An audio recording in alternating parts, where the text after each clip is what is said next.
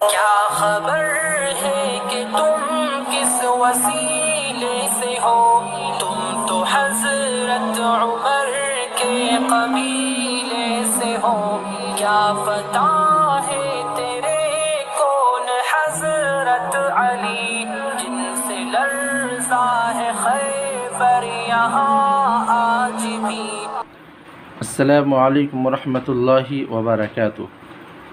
ناظرین، امید کرتا ہوں کہ آپ سب بخیر و عافیت ہوں گے۔ آج کے اس سبق میں بھی ہم تختی نمبر 14 پڑھیں گے۔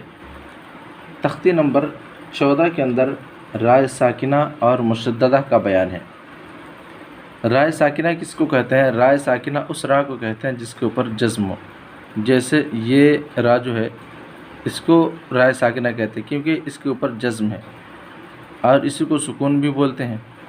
اور رائے مشددہ جیسے آپ دیکھیں یہ ہے، اس کے اوپر تشدید ہے تو اس کو رائے مشددہ کہتے ہیں۔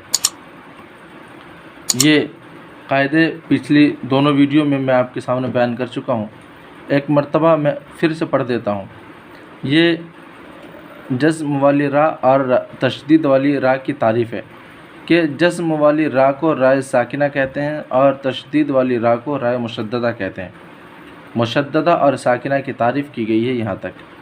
یہاں سے قاعدہ بیان کیے جا رہے ہیں۔ را پر زبر یا پیش ہو تو را پر ہوگی، زیر ہو تو باریک ہوگی۔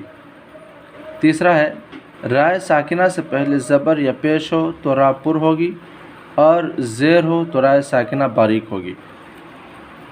آئیے سبق شروع کرتے ہیں۔ بسم اللہ الرحمن الرحیم۔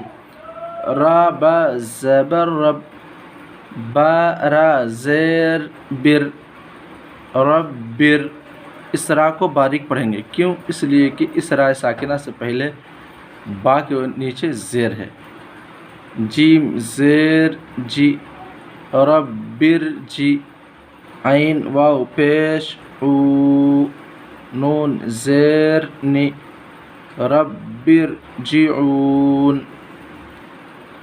میم سین پیش مس، تا زبر تا، مست، قاف را زیر قر، مستقر، را دو پیش رن، مستقر، فا زبر ف، فا را زیر فر، ففر، را واو پیش رو، ففر رو۔ سب کے اندر را کو باریک پڑھیں گے۔ با را زیر بر، را زبر را، بر را، با را زیر بر، را دو پیش رن، بر رن، میم را زبر مر، را زبر را، مر را، تا دو زبر تن، مرتن،